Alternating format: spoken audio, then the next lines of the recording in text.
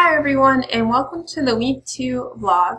This week's topic is Literacy Today, Becoming an Effective Teacher of Writing in Your Content Area.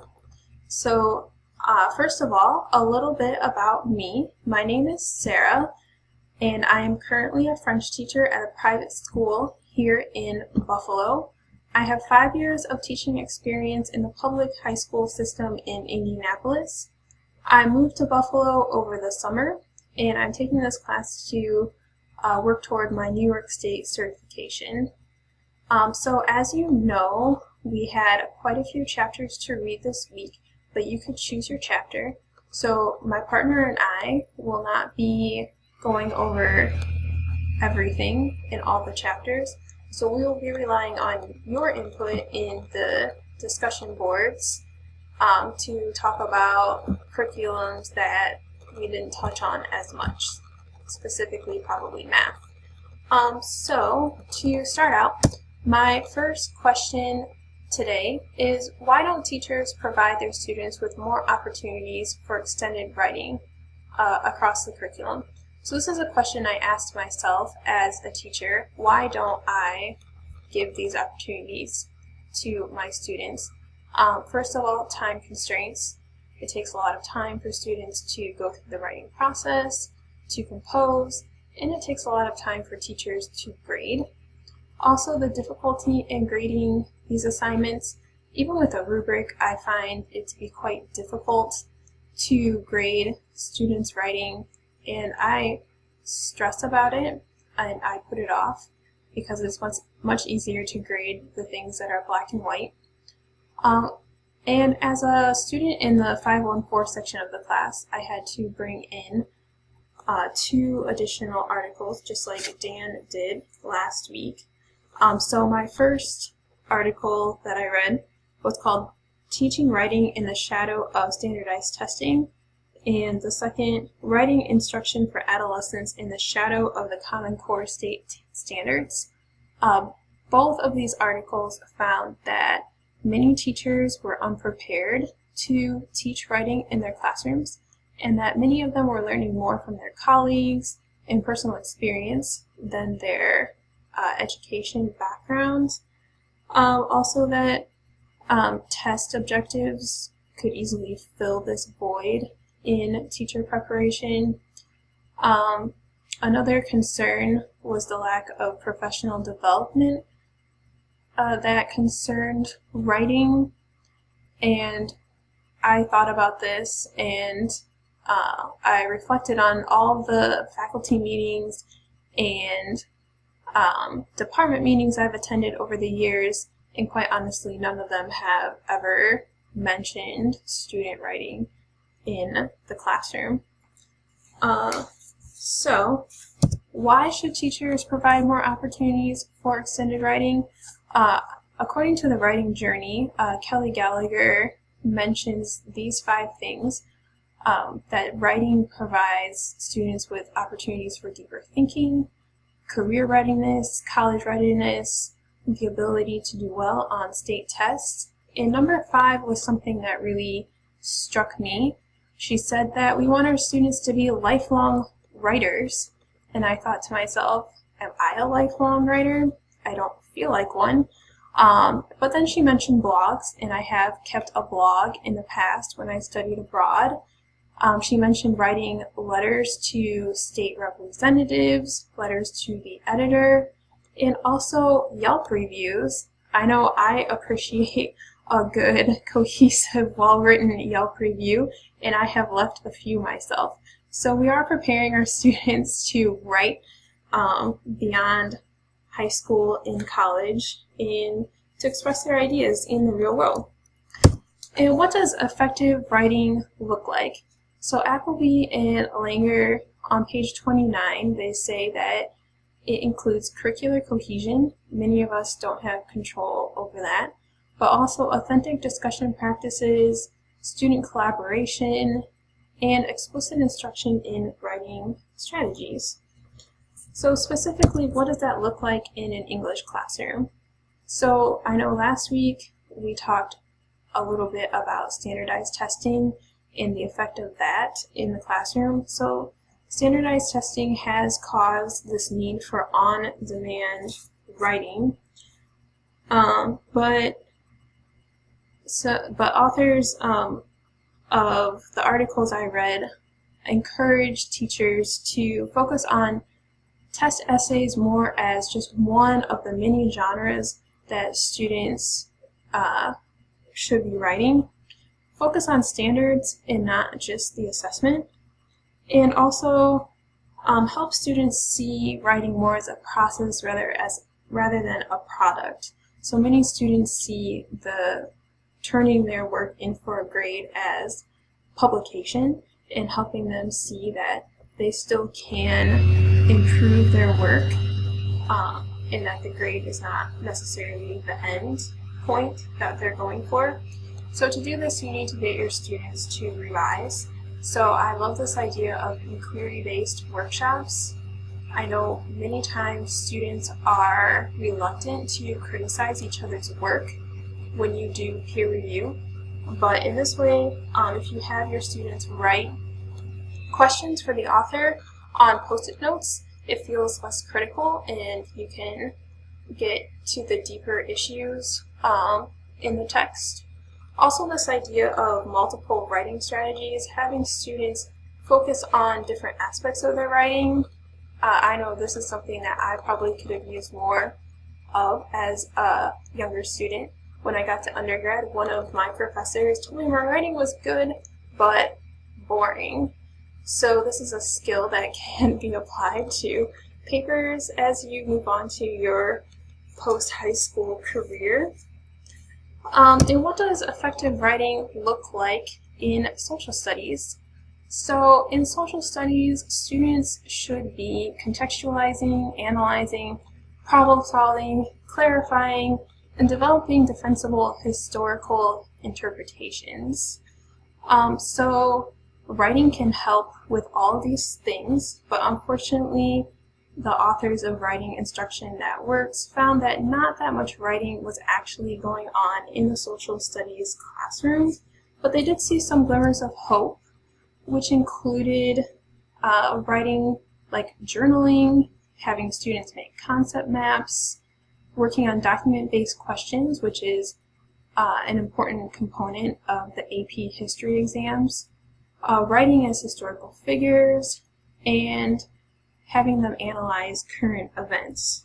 So something that encouraged me in this chapter was the fact that they listed document-based questions, prep for a standardized test, as just one of the many ways students could be writing in their social studies classes.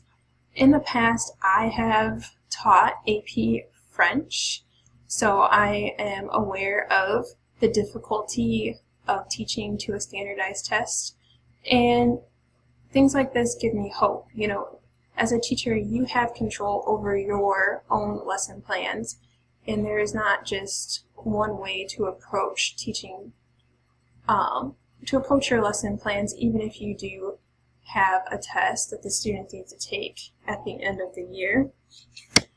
And my last question is, what is good writing? So I read an article called A Defense of Creative Writing by Justin Parmenter, and he argues that writing should be authentic. It should give students a voice. Last week in the discussion, many of you were concerned about reaching all of your students and tailoring your curriculum to meet your students' needs. Unfortunately, a lot of the times our curriculum is kind of one size fits all. We expect students to reach the same benchmarks at the same time, but writing is really a place where you can personalize the assignments to meet individual student goals, and you can help them find their voice and express their personality in your classroom. One example of this was the TED Talk I watched by Suki Kim. So I know we all had different TED Talks to watch this week. So Suki Kim, in her talk, she describes what it was like for her to go undercover in North Korea. She posed as an English teacher. Her host took her to a highly militarized school for young men that was focused on prepping them to become the next leaders of North Korea. So she struggled to teach them how to write, since these were young men who had no critical thinking skills, and where they could possibly be killed for questioning things too much. So she had them write personal letters, and it was really through these letters that she could get a glimpse of the students' hopes and dreams and their fears. And she says in the video that she came to adore her students, and you can see the emotion on her face when she says this. So for her, writing was one of the ways that she established a personal connection with students who had very different background from her. And so we saw that human connection to be so important in Rita Pearson's Talk Class Week, and seemed to be something that all of us consider to be important in establishing with our students, and writing is one of the ways to accomplish that very important goal that we have as teachers. So to end my part of the presentation this week, I do have some discussion questions for you. Which TED Talk did you watch, and how did it inspire you? What obstacles keep or would keep you from giving extended writing assignments to your students? What does writing look like in your subject area? How do you think it could be improved? And which writing strategies suggested in the reading seem the most useful to you, and why? So these are some questions you might consider answering in your discussion after the video is posted. And if you're interested in the articles that I read this week, here are the citations, and you can find these articles in the DDJ folder for this week, week 2. And I will turn the presentation over to Regina.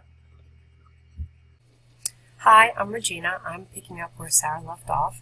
I'll be discussing writing and science, and I also am going to talk to you about the TED Talk about the 3 rules to spark learning. My perspective is I'm a career and technical teacher, otherwise known as vocational education. I taught in New York City's public schools for 3 years, about 20 years ago. I've been home since then, and I'm looking to get back into the classroom. Currently, I'm a teaching assistant in a low-performing high school on Long Island, and I'm in AE classes during the day, as well as work-based learning was the topic. And my takeaways were the cultivation of curiosity, evoking questions, and shelving of pseudo-teaching. Simply using new technology does not mean that boring lectures are not still out there. Really do relate very well to the writing process. The first is curiosity drives questions, and if you think about it, that is the perfect segue into the writing process. If you look at it from the perspective of the planning and revising part of writing, really does come from curiosity. The trial and error that is messy and necessary, it really does relate very well to the pre-writing and writing and rereading and revising part of the writing process. And reflection that creates the connection really does occur once we've written and edited and published and then reflected on what we've written. In terms of what does that mean to us as educators, what we need to do is realize that all students are curious. Like I said, I'm in AE student classrooms during the day, and the students that I work with are at all levels of cognitive ability, but there is a level of questioning and curiosity in all students, and it needs to be cultivated. As instructors, we need to practice reflection and revision, and we need to make sure that we don't reuse lessons without revision in terms of our rubricing of ourselves. Always have a benchmark to hit and make sure that you are using a rubric not only for your students but for yourself, because it definitely aids in your growth as an educator. My old boss loved the idea of rubrics, and she rubriced everything, and I've sort of done the same thing regardless of whether I was in the classroom or not. I've just used rubrics for everything. It's a good tool. Okay, getting into writing in science. The background of writing in science basically is that it's succinct by its own nature. It makes observations, describes experiments, develops claims based on evidence, and communicates findings in the format of research papers, notes, and lab reports. These may seem obvious, however, due to the emphasis put on the writing process in the lower grades in science.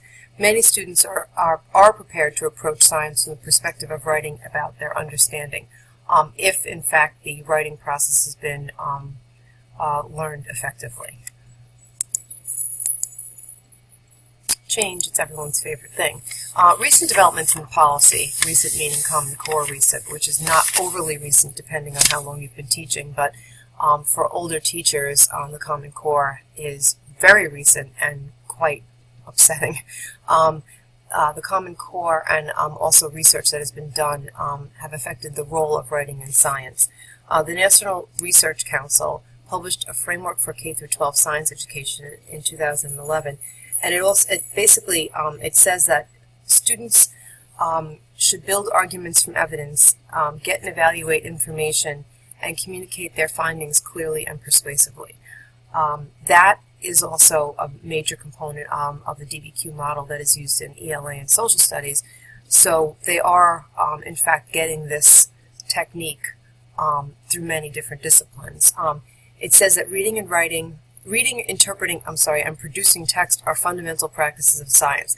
These techniques work well in ELA and social studies as well, where the subject matter can be interpreted in a number of different ways, but they are a good fit for science and technical subjects, where the subject matter is often more black and white. The Common Core standards and increased attention to writing. Writing has been found to increase the cognitive mechanisms through which conceptual understanding occurs. It has been researched that writing helps to contribute to learning and the relationship between the writing instruction and student performance. So the conceptual understanding occurs when writing occurs. Research has investigated the use of writing as a means to prompt students to understand material or to think more deeply about the content. It is still basically used tends to be used more of in a show me what you know type of framework, or just being used to demonstrate content of mastery of the content rather than synthesis of information. The writing that students are asked to do in science. The authors of the book, the Appleby and Langer book, conducted an exhaustive 5-state, 20-school survey of students in science classes and their assignments in high-performing schools as well as low-performing schools. The answers were very similar. Very little extended writing, if any, occurs in science classes, even in AP and honors. It is mostly multiple choice fill-in, a few short answer. And you can see the high percentage of students that took notes from lecture, book, or discussion, or even just copied notes from PowerPoints or lecture format. Only 53% said that students wrote one task requiring a page or two of writing, which brings me to my own personal research of my own senior and sophomore students. I have a senior in high school, Sarah, my oldest daughter, and my 10th grader, my middle daughter.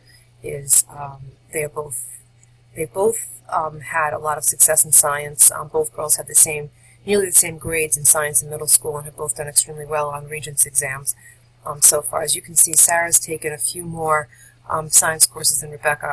Her focus is more on being a pre-med major. She's graduating this year, while Rebecca is in 10th grade. So she's taken honors biology and honors chem. Sarah's taken everything through AP Chem and the St. John's college level biology, which is a full year course. She's also a member of Genesis, which is an application-based research program that requires students learn how to write at a college-level research paper, research journal articles, write journal articles, write reactions to journal articles, I should say, and determine whether one is well written or not, and write their own studies based on criteria. The exception to Rebecca's writing has been a research project that she had to do over the summer to prepare for honors chemistry. Everything else has basically been, as they both put it, much more short answer driven. Both said the focus in science is demonstrating knowledge through testing, quizzes, and labs, which require short answers, multiple choice, and fill in the blanks. Chemistry being the one subject where there's more fill in the blank. More short answers because of having to show calculations. Biology being a little bit more driven with facts. These are some tasks that have been considered essential to science teachers. So science teachers were surveyed as part of this study and for the book, and high school teachers, especially in lower performing schools or in low performing classes. This is a huge challenge to these things that most teachers say they need to have students be proficient at the high school level. Of the 4 things listed here, being able to formulate hypotheses and make deductions, explaining subject area concepts, being able to record observations, and writing lab reports. Those are essential activities for success in a high school science class, where a lot of students in lower performing schools and in lower performing classes do not have those skills. The majority of science teachers also said that 68% and respectively 62% said that reflective journals and response journals are used effectively in their classroom. So that's a pretty good number that are able to incorporate the journal part of the science curriculum. And some suggestions or successful programs that were researched as part of this. The teachers in the schools that were part of the research had some great writing prompts, and some of them are just simply using questions that pertain to the topic that start in daily life. So students can use their existing knowledge of science and bring in outside knowledge. Questions a student can relate to. For instance, why does a baseball travel further on a dry night than on a humid one? Particularly good for today, considering it is the day that pitchers and catchers report to spring training, FYI. One open-ended question can result in a good discussion. Open-ended questions force reflection and transformation of information. In other words, using information from outside and taking it and putting it with the new information, with the new concept, and then being able to relate it back to daily life. Going forward, some new and old approaches in use. The Science Notebook. The Science Notebook is used at all grade levels to emphasize the scientific method, from the basic down in the lower grades all the way through the higher level science courses, where the notebook is used as part of the labs. Daily writing and journal prompts and do-nows. Again, that's something that if you incorporate something that speaks to the student's daily life, something that grabs their attention, something that gets them thinking, you will not wind up with yes or no answers. Non-traditional writing assignments, such as poems, songs, or raps designed to remember facts that are written by students for students. These can be absolutely hilarious, but these kids really do remember them, and they work. And it's a great way to get them involved in their learning and have them remember things. The revitalization of the lab report. There's 2 different ways of doing this. They have the 5E and the 7E approach. If you look at the center of the E's, most courses would use the center, which would be engage, explore, explain, elaborate, and evaluate. These are designed to combat the fill-in-the-blank and low-interaction lab reports of regurgitated information. The 7 E's are used when content specifies. There's very little time in New York State to use any method other than the current one due to the number of lab hours required for Regents exams. So unfortunately, we usually go back to the old, same old, same old.